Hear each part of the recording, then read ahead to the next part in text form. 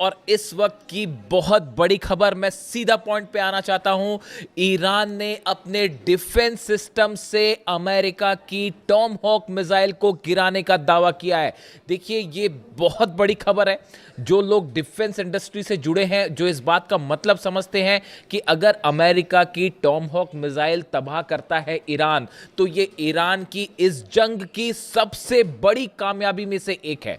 देखिए, already America इस बात से हैरान है, डोनाल्ड ट्रंप परेशान है, पीट हेग्सेथ हैरान है कि कैसे ईरान की जो मिसाइल्स हैं उसने पेट्रियट सिस्टम तबाह कर दिया है, थार्ड सिस्टम तबाह कर दिया है।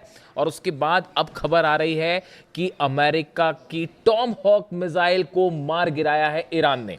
जो खबर है पहले उसकी चर्चा करें।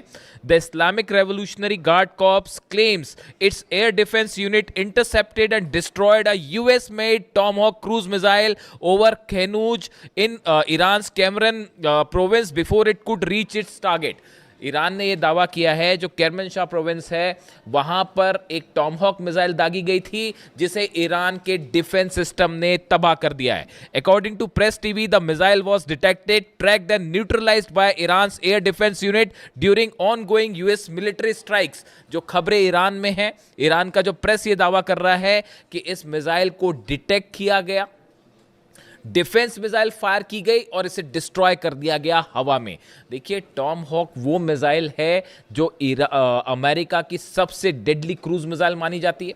और जब इस तरह की खबरें आ रही थी कि यूक्रेन में टॉम हॉक मिसाइल तैनात होने वाली हैं, तो पुतिन ने जो है वो हाहाकार मचा दिया था कि अगर यहाँ पर आई तो मैं हमला कर दूंगा सीधा यूरोप पे। यहाँ तक धमकी दे दी थी उन्होंने। अब ऐसे में आप देखिए, ईरान का ये दावा है टॉम हॉक मिसाइल गिराने का। आप एक बार, अगर टॉम हॉक मिसाइल इतना अहम क्यों है ये पूरा मामला, अगर आप टॉम हॉक मिसाइल्स की जो फीचर्स हैं उस पर डिस्कशन करें। एक तो ये अपने साथ करीब 500 किलो तक का वॉरहेड लेके जा सकती है, यानी 500 किलो तक का बॉम्ब अपने साथ लेके जो है वो ट्रैवल कर सकती है। इसकी स्पीड करीब 900 किलोमीटर प्रति घंटा है, इसकी रफ्तार है। ये बेहद कम ऊंचाई पर उड़ती है, क्रूज मिसाइल है, यानी महज कुछ मीटर ऊपर ज़मीन पर उड़ती है। इसकी वजह से इसे डिटेक्ट करना, डिस्ट्रॉय करना बेहद मुश्किल होता है। इसीलिए इसे डिटेक्ट करना बहुत बड़ा चैलेंज है। और टॉमहॉक मिसाइल्स के डिटेक्ट करने के बहुत ही कम एग्जांपल्स मिलेंगे अगर आप उसको सर्च भी करेंगे तो। इसमें नेविगेशन सिस्टम है, जीपीएस है, टेरेन मैपिंग है, डिजिटल मैप है, मैचिंग, ये सब जो टेक्नोलॉजीज़ हैं, terrain counting, matching, telecom technologies, ये इसको बेहद आधुनिक बनाती है। ये अपना रास्ता बदल सकती है, अपने टारगेट को खोज के हिट कर लेगी। यानी देखिए, ये ऐसी चीज़ है टॉमहॉक मिसाइल जो सबसे एडवांस मिसाइल्स में से एक है अमेरिका की, खास तौर पर जब शॉर्ट डिस्टेंस टारगेट की बात होती है। हम अभी आईसीबीएम की बात नहीं कर रहे या बैलिस्टिक मिसाइल्स की बात नहीं कर रहे हैं। ये जो शॉर्ट रेंज मिसाइल्स है जो कम डिस्टेंस से फायर की जाती है, इसमें बहुत ही ज़्यादा ये सटीक मानी जाती है। अब देखिए, ऐसे हालात में एक तो इसको बनाने में बहुत वक्त लगता है, करीब 2 साल लग जाते हैं एक मिसाइल बनाने में, और 34 करोड़ के करीब इसका खर्चा आता है, जो इसकी जो जानकारियाँ हैं। अब देखिए, इस पे जो है, इसको डिटेक्ट करने का मतलब ये है कि ईरान के पास, देखिए, ईरान ने दरअसल पिछले, अगर आप 7 दिन की बात करें हमलों की, देखिए कभी भी कोई भी खबर को जब आप एनालाइज करते हैं तो 2 तरीके से, 2 स्तर पर होती है। एक तो पत्रकार की तरह मैंने आपको खबर बता दी साहब कि कुवैत पर हमला हो गया, वहाँ पेट्रियट तबाह हो गया, फिर जो है जॉर्डन में हमले हुए, वहाँ थार्ड सिस्टम तबाह हो गया, इस तरह की बातें। एक होती है आप उसको एक्सपर्ट्स के साथ चर्चा करते हैं, उसको समझने की कोशिश करते हैं कि इसके क्या मायने हैं, यानी आप उसका एनालिसिस करते हैं। देखिए, आज एक, मैं सुबह अपना वीडियो जो मैंने डाला, सुबह वीडियो, सीरैम सिस्टम जो है अमेरिका का, वो तबाह किया गया। सीरैम सिस्टम जो कि ड्रोन्स को डिटेक्ट करने में काम आता है, लेज़र की इसमें तकनीक होती है, इस्तेमाल किया जाता है, उसको तबाह किया, ऐसा दावे ईरान के हैं। उसमें बड़े सारे कमेंट आए कि आप जो है ये नहीं बताते हो कि ईरान में कितनी तबाही हुई, आप अमेरिका की तबाही ज़्यादा क्यों बताते हो। मैं इसका एक जवाब देना चाहता हूँ। देखिए, आप अगर मीडिया को देखेंगे तो आपको बड़ी आसानी से ये डिटेल्स मिल जाएंगे कि ईरान में कहाँ हमला हुआ है, ईरान में क्या तबाह हुआ है, ये बताने वाले आपके पास बहुत सारे सोर्स हैं। लेकिन अमेरिका में कितना नुकसान हुआ है, इजराइल में, ये बताना एक तो बड़ा चैलेंजिंग काम है। देखिए, ये दावे करना बहुत ही, इसमें आपको मेहनत लगेगी, रिसर्च लगेगी, आपके सोर्सेज मजबूत होने चाहिए, तभी आप ये काम कर सकते हैं। इसीलिए हम एक कोशिश करते हैं कि आप तक वो खबर पहुंचाएं जो साधारण इजीली आप तक नहीं पहुंच पा रही है। दूसरी चीज़ ये है कि ईरान के जो हमले होते हैं अमेरिकन बेसिस पे या इजराइल में या मिडिल ईस्ट में, यहाँ से खबरें निकालना बड़ा मुश्किल हो जाता है, क्योंकि मीडिया कवरेज पर बैन लग जाती है इन देशों में कि आप जो है वो मीडिया कवर नहीं कर सकते। आप चाहे सऊदी अरब की बात कर लें, चाहे आप यूएई की बात कर लें, सब जगह निर्देश हो जाता है कि भाई इसको कवर मत करिए। इसी तरह का हाल जो है वो कुवैत में भी है, इजराइल से तस्वीरें बाहर आती नहीं है।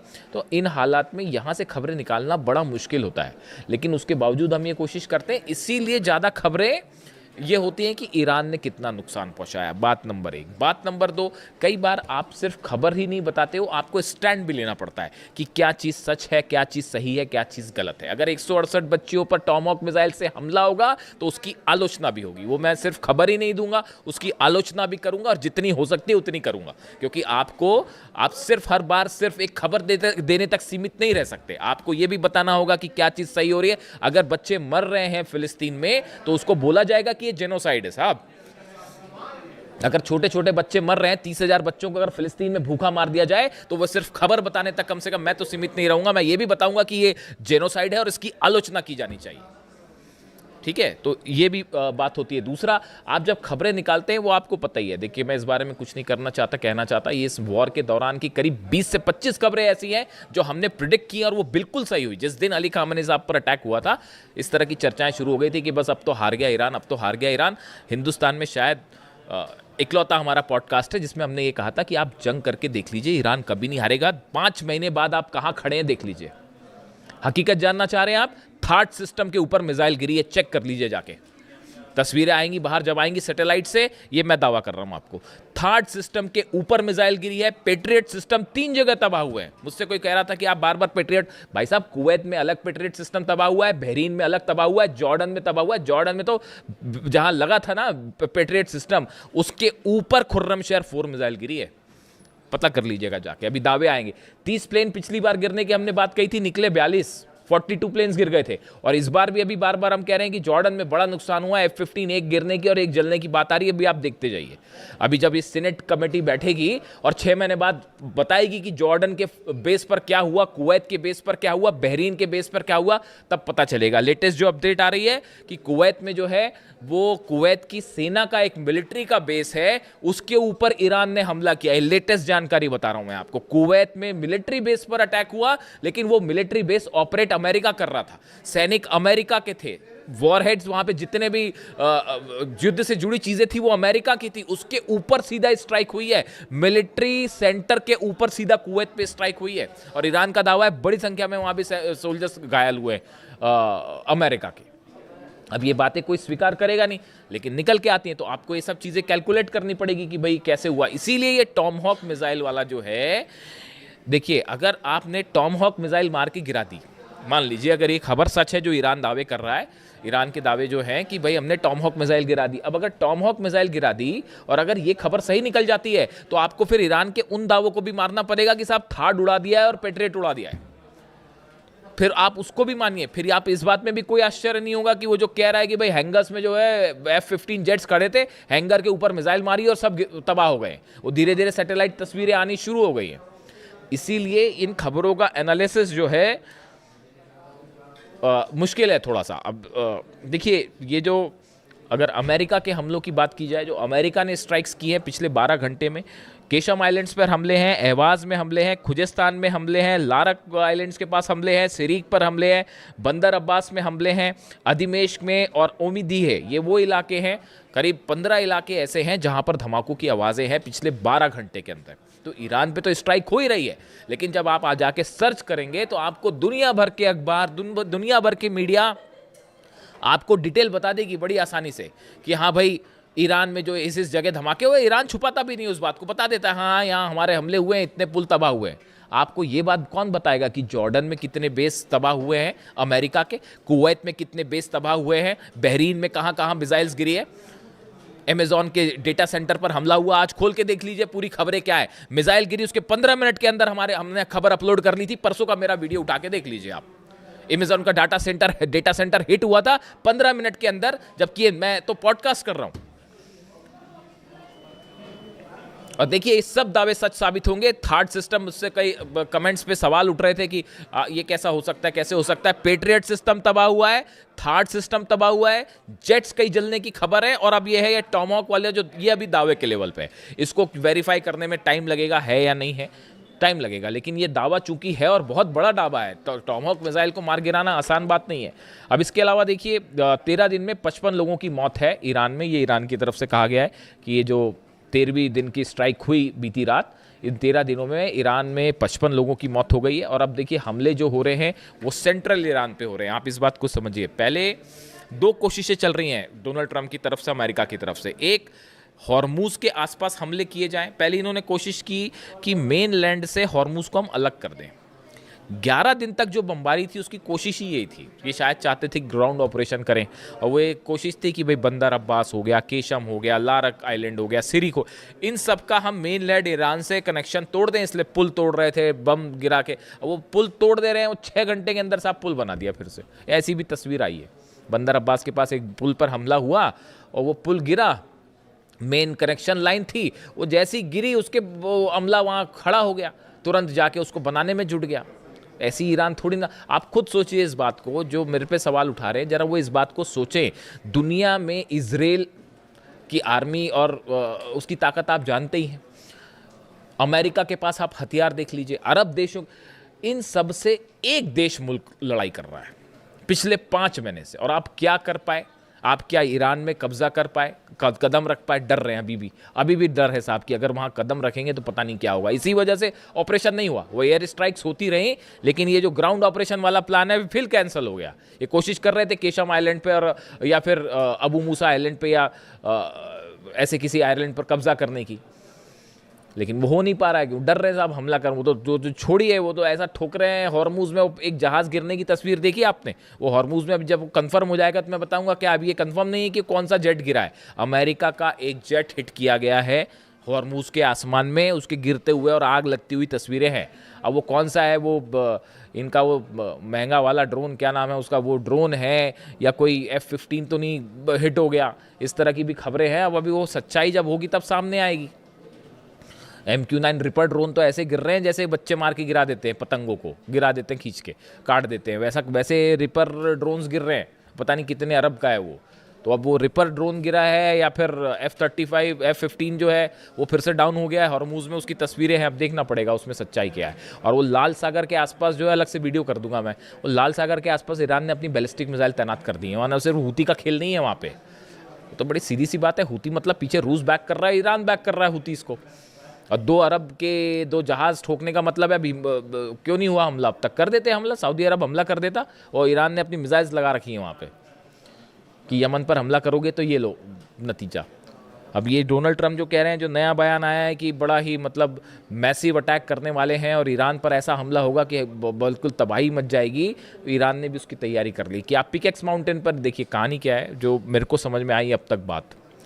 ये जंग बहुत ज़्यादा तो नहीं खींच सकते डोनाल्ड ट्रंप, ये बात तो तय है। बड़ा नुकसान हो रहा है अमेरिका को, ईरान से कई गुना ज़्यादा नुकसान हो रहा है अमेरिका को, समझ रहे हो आप? तो ये ज़्यादा दिन जंग खींचेंगे नहीं, मुझे ये लगता है। पता नहीं, अभी मैं समझ पा रहा हूँ जितना, कि डोनाल्ड ट्रंप का प्लान ये है। आप इस बात को याद रखिएगा, अगर ऐसा हो जाए ना तो हम फिर बात करेंगे कि वो दावे भी याद रखने पड़ते हैं, कई बार बताना भी पड़ता है, क्योंकि बड़ी भ्रमित खबरें आती हैं, भ्रम फैलाने वाली खबरें आती, तो उसके बीच में कोई दावा करना बड़ा ही मतलब उसका काम होता है। तो अभी मुझे ये लग रहा है कि ये पिकेक्स माउंटेन पर हमला होगा। ईरान के जो बचे हुए न्यूक्लियर ठिकाने हैं, हो सकता है पिकेक्स माउंटेन पे भी बंकर बस्टर बम से हमला हो सकता है। 2 बेस हैं ब्रिटेन के जहां हलचल हो रही है, B-1 B-2 बॉम्बर्स की, डिएगो गार्सिया में भी हलचल हो रही है, उस पर भी अलग से बात करेंगे। और रॉयल एयरफोर्स का जो दूसरा बेस है, वहाँ पर भी जो है B-1 बॉम्बर्स वहाँ से टेक ऑफ कर रहे हैं। इस तरह की खबरें आ रही हैं। अब इस सूरत में bunker buster bombs GBU 72 bombs तैयार है। अब ऐसा लगता है कि अमेरिका पिकेक्स माउंटेन पर हमला करेगा, और हमला करने के बाद वही बात कही जाएगी कि जैसे इन्होंने नतांज फोर्दो और इस्फहान के लिए कहा कि वी हैव ऑब्लिटरेटेड देम, मतलब हमने ईरान का एकमात्र परमाणु अड्डा बचा था पिकेक्स माउंटेन के नीचे, हमने उसको भी तबाह कर दिया और अब हम यहाँ से जा रहे हैं वापस। ये प्लान है साहब अमेरिका का। Plan number 1। और प्लान नंबर 2 है बड़ी जंग करी जाए, लंबी जंग करी जाए, लेकिन इसकी बहुत बड़ी कीमत चुकानी पड़ेगी डोनाल्ड ट्रंप को। अब वो हिम्मत कर पाएंगे नहीं कर पाएंगे वो आप जानो। ईरान तो तैयार खड़ा है, ईरान कह रहा है आप आइए हमला कर लीजिए, 2 करना है कर लीजिए। आपने 28 तारीख को वो कर दिया है जिसके बाद ईरान के अंदर से डर खत्म हो चुका है। अली खामनी साहब को आपने असैसिनेट करके ईरान की 9 करोड़ जनता को आपने अली खामनी बना दिया है। हकीकत सिर्फ ये है। आप ईरान के लोगों के मेरे वीडियो में कमेंट्स आते हैं, जब इंटरनेट खुलता है वहाँ इलाकों में, तो वो वहाँ भी बड़ी अच्छा, ये मैं बड़ा शुक्रगुजार हूँ इस बात के लिए। मेरे पास ईरान से कमेंट आते हैं, I am so thankful for them. वो वहाँ पे ईरान में वीडियो देख रहे हैं, जो हिंदी जानते होंगे वो देख रहे हैं। एक भाई साहब का एक दिन कमेंट आया, वो तो बहुत ही बड़ी बात थी कि हम जो है वो तेहरान में आपका वीडियो देखते हैं और जो लोग फ़ारसी जानते हैं उनको उसका अर्थ समझाते हैं। ये तो बहुत ही बड़ा कॉम्प्लीमेंट था, बहुत ही बड़ी बात है। तो खैर, तो अब हालात ये है कि डोनाल्ड ट्रंप पिकेक्स माउंटेन पर हमला करने की तैयारी में, और ऐसी भी खबरें आ गई हैं कि ईरान की तरफ से बड़ी वार्निंग दे दी गई है कि अगर हमारे पिकेक्स माउंटेन पर हमला हुआ, जाग्रोस पर हमला हुआ, तो बाकी तो पता नहीं तेल अवीव नहीं बचेगा। तेल अवीव पे हम सीधा हमला करेंगे। वो ईरान ने अपनी प्लानिंग कर रखी है। वो मैं आपको बताऊंगा कैसे नेटो के बेसिस पर हमला होने वाला है, यूरोप कैसे खतरे की जद में है, और कैसे जो है वो तेल अवीव से सीधा इजराइल पर हमला कर देगा ईरान, अगर पिकेक्स माउंटेन पर न्यूक्लियर सेंटर्स पर हमले होते हैं तो। लेकिन इस बीच बड़ा डेवलपमेंट ये है साहब कि अब्बास अराक्ची साहब की लावरोस से मुलाकात हुई है, रूस के विदेश मंत्री से, और चीन के विदेश मंत्री वांग यी से मुलाकात हुई है। SCO समिट हो रही है उसमें, और उसमें काफ़ी सारे डेवलपमेंट हैं। देखिए, बड़ी चीज़ें होती हैं जब आप डिप्लोमेसी की बात करते हैं। देखिए, जितनी लंबी जंग उतनी बड़ी ईरान की जीत, हकीकत यही है। तो अब ये रूस का क्या कहना है, चीन का क्या कहना है, ये सब चीज़ें तय करेंगी कि आगे क्या होने वाला है। लेकिन फ़िलहाल जहाँ से बात शुरू की थी कि अगर वाकई ईरान ने टॉमहॉक मिसाइल गिरा दी है, तो ये तो ईरान ने वाकई गजब कर दिया है। वीडियो कैसा लगा कमेंट करके ज़रूर बताएं। Thank you so much.